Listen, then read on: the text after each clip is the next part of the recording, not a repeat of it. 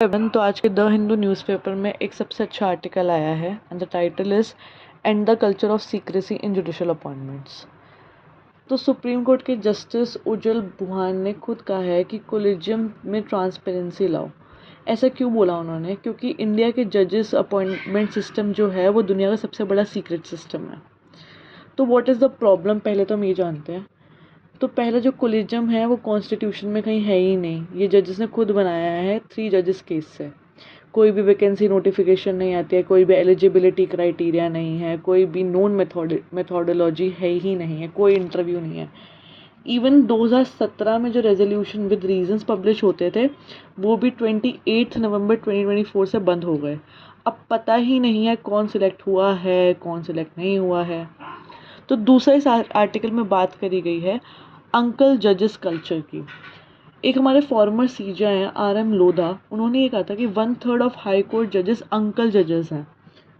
ये उन्होंने सार्कास्टिकली भी कहा, हो सकता है, या कोई भी रीज़न हो सकता है इसके पीछे।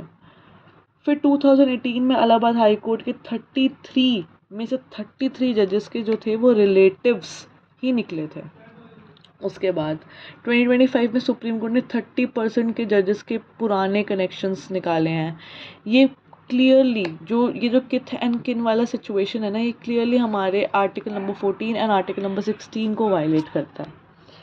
तो बेसिकली अब इसका सल्यूशन क्या है? सल्यूशन हमारा यही है, रिफॉर्म नॉट रिट्रीट। कोलिजियम ख़त्म मत करो बट उसे ट्रांसपेरेंट बनाओ।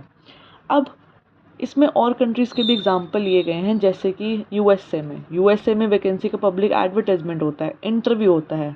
साउथ अफ्रीका में टीवी पर इंटरव्यू होता है, पर इंडिया में क्या होता है, एक सील्ड कवर में सब कुछ बंद होता है। तो ये जो आर्टिकल है वो हमारा कहना चाहता है कि जुडिशरी जो सबसे ट्रांसपेरेंसी मांगती है, एक हमारा पिलर है, बहुत इंपॉर्टेंट पिलर है, वो खुद पर फेथ करके चलना भी चाहती है। तो ऐसा हो भी सकता है और नहीं भी हो सकता है, क्योंकि इंडिपेंडेंस विदाउट अकाउंटेबिलिटी हमारा हमेशा ही डिस्ट्रस्ट फैलाएगा। तो this was the article was about.